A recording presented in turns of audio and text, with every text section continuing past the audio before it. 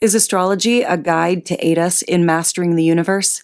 This is the Cosmic Community Podcast with Galactic Ambassador Stacey Dredd. This astrology report is for the week of November 4th, and this week brings us to the midpoint of Scorpio season, and we are becoming well aware of the things that need to be culled, the things that need to go, and the things that need to die and be transformed and be alchemized, because that is what Scorpio tends to teach us. It's a very deep, emotional, instinctual, and a very intuitive, very, very intuitive type of sign. This is connected into that source energy like the water signs are. But Scorpio is also just about pulling in. If, across the zodiac, you've got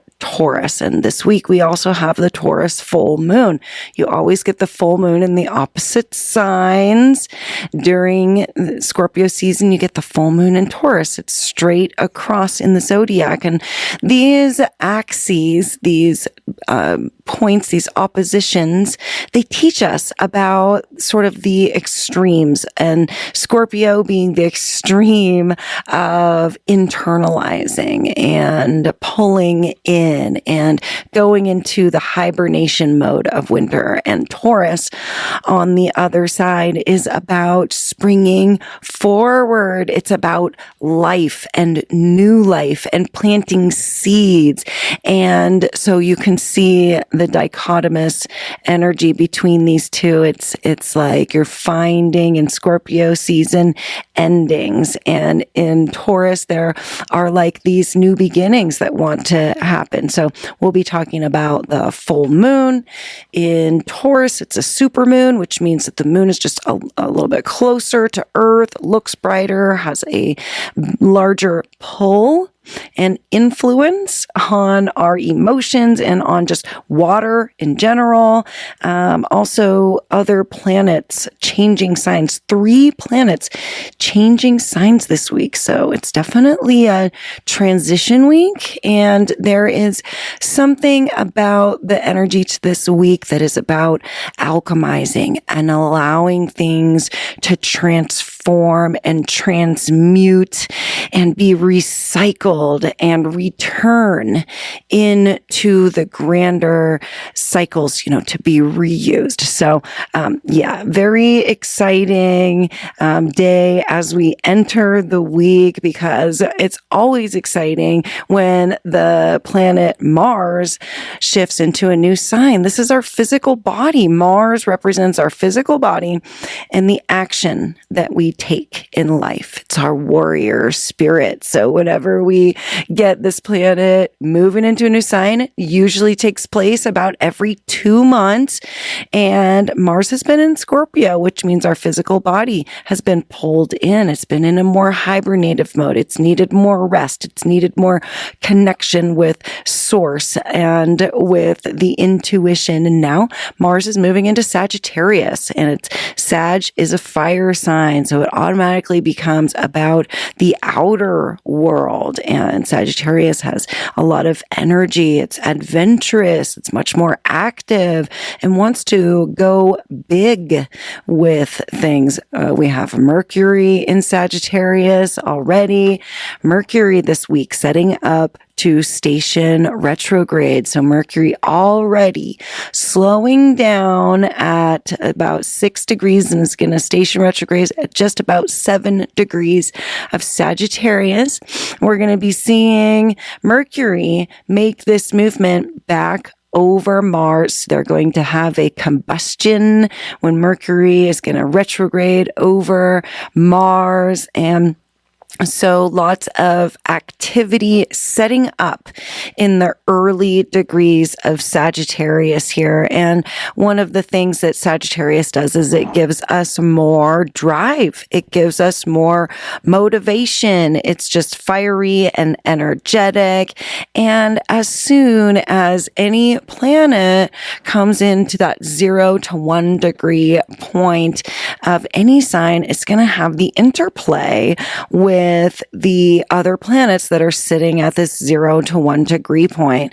So Mars, it experiences, when it moves into Sagittarius, an opposition to Uranus first, which is a very surprising and awakening and a quickening type of energy. An opposition is about making decisions. It's about culmination points. So we have our physical body on one side, moving into a new sign here, adjusting to this new fire that's been lit underneath it, and is also receiving this opposition and this reaching this decision point with Uranus, which is like, how am I going to awaken and change and keep transitioning and moving into the future? And so we make some type of decision that then, helps us transition and move into the future, kind of that alchemizing decision making that we have to do, that leads us down the right road. And then the moon moves into Taurus on the evening of November 4th. And this just sets us up for these full moon vibes. So the moon moves into Taurus, and we just start to feel all of the themes that the full supermoon in Taurus is bringing up for us. Taurus is all about, well, I kind of talked about it a little bit. It's about life. It's about creating opportunity. It's about nurturing. Taurus is ruled by the planet Venus, and so wants to make things pleasurable and make sure that everybody has what they need and that everything is, very beautiful. And Taurus is an earth sign that's very, very connected to the environment and to just the earth in general, to earth matters. So there could be some type of culmination point this week. That's what a full moon would bring. It's going to culminate things in the sign of Taurus. And so there could be a culmination point with, environmental issues, or the way that we're working with the earth, our connection to the earth, our ability to get and stay grounded. And also, big Taurus theme is about providing. And so we become very, very aware of how we're providing for ourselves, of what we're providing in terms of nutrition and those nurturing things that Taurus wants to give, and, how we're providing for others, and this balance maybe that we have. Venus is also a relationship type of energy. So the balance between what we're providing for ourselves and what we're providing for others. And, is this providing the nutrition that's needed in this situation? So, a full moon always is going to reflect and become another culmination point for the 6-month period before that. See, we had the new moon in Taurus back in April of 2025. So, looking at these grander cycles, what was it? What seeds did we plant back at the new moon in Taurus in April, that are coming to fruition right now? Well, that's an easy one. It's pretty much a harvest time of year for crops and for taking things, everything Scorpio season being cut down and, brought inside and being cold, for the upcoming season. And so, what have we brought to full fruition over the past 6 months that's like at its fullest point? And that is, what we want to allow to culminate and feel the energies around that. the full moon, as I mentioned, is a supermoon. And that means that it's a little bit closer to Earth and that we are going to be feeling the tidal poles of the moon. The moon is about our emotions and it's about how we feel. And it's also about our daily routines. And so there's some, daily routine and how we feel about our daily routines that's come to this culmination point also. And so we tend to want to slow things down when there's Taurus energy.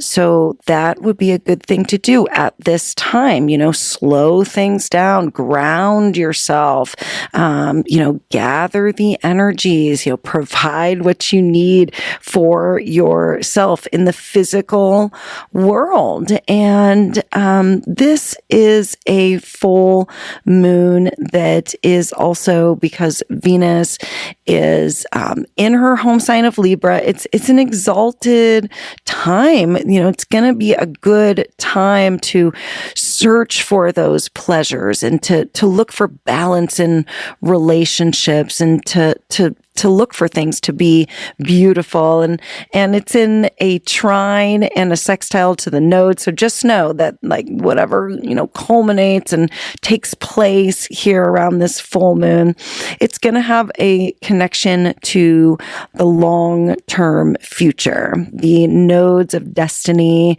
they are very fateful. And so just know that this time is very, very fated. So as we move out of this full moon on November 5th, and by the way, that full moon is at 13 degrees of Taurus. So you would check out your birth chart and also look to see where 13 degrees of Taurus lines up in what house for you. You can see what area of your life, this is really culminating in for you and what, see what harvest, you're coming upon right now by checking out a little more into your own birth chart. But moving into November 6th. November 6th is a super busy day. So is the 4th. The lunar activity is very, very busy also on the 8th this week and the 10th. So like every other day, we have all this lunar activity and then it's a little quieter and then we get a little more. So on Thursday, it's another busy day. We get a lot this day. The moon moves into Gemini, so we get out of that full moon energy. We get into a more heady space. Heady as in mental, because Gemini is ruled by Mercury. Mercury is the mind, and our mind and all the Gemini things are going to be slowing down a bit because of Mercury slowing down to do this retrograde in the first degrees of Sagittarius and going to be moving back into the latter degrees of Scorpio over the next 6 weeks or so. So expect when the moon is moving through a Mercury ruled sign like Gemini, Virgo, that we're going to just see things become a little slower. We're going to see our mental state slow down, transportation from here to there, car problems, tech issues, computers glitching, cell phones not working the way they should, messages not being received and getting through the way they should. So just realize that is, I think, going to start really kicking in when this moon moves into Gemini on November 6th.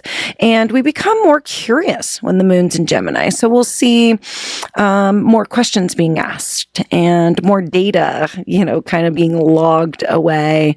Gemini is also about the media too. So there is something about socializing and the media and news that we get, when the moon is moving into Gemini. That is definitely something we kind of look for a little more. But on this day, November 6th, we also get an interesting aspect with Venus. Venus is just at the very, very end degrees of Libra. And Libra is her home sign. She's been balancing relationships and finding a lot of fair perspectives, taking lots of ideas, into regard, and going to be, moving into Scorpio. And as she does this, she's going to be in the midst of a finger of God with Neptune and Uranus. And these are two of the planets that are at these first degrees of the sign. So when she is also Venus, as in she, when Venus is making this movement, also going to be right there in a square to Pluto. So the three planets, Pluto, Neptune, Uranus, are all in this minor grand trine at the first degrees of their signs and are in some layer of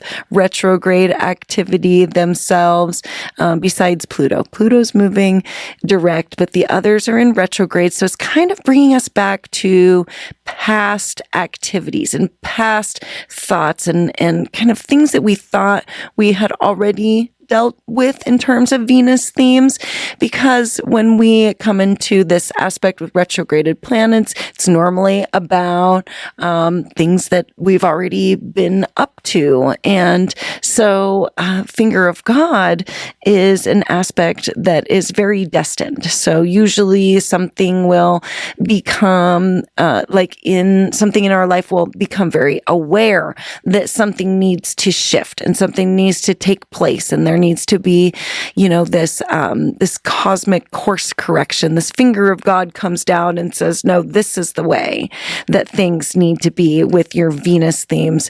And Venus is about relationships. It's about love and money. So could very much see some interesting ground being covered in terms of Venus themes over Thursday and Friday.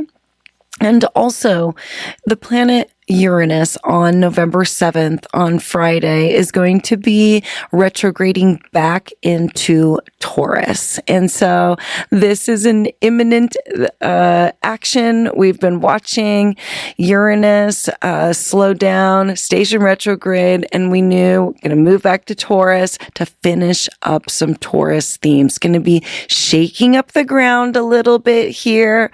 This is definitely conflicting energies. Taurus usually likes to keep things just the same and likes more to just not have a lot of change, but Uranus likes to bring a lot of change. So we could see over the next few months while Uranus is in Taurus, a lot of ground being shaken up starting on November 7th.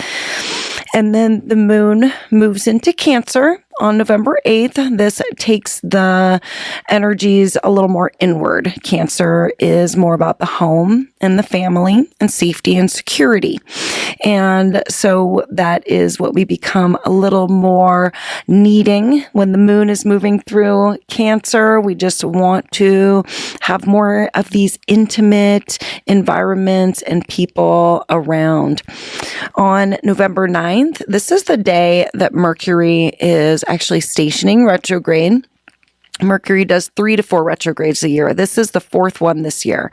And it's going to be 6 weeks of going back. As I said, with retrograde, we go back so that we can revisit some areas that need to be reprocessed and some thoughts and beliefs in Sagittarius here, particularly for Mercury, that need to be reprocessed, looked at again, edited. There's just things that are unsettled in this area of the chart. So Mercury goes back, puts the mental, the mind to this area of the chart. So you look at your own personal birth chart This Mercury is stationing retrograde at 7 degrees of Sagittarius, and it's going to be moving back to about 22, 21 degrees Scorpio. So you would look in that area and you can see, what you are personally being asked to go back and reprocess.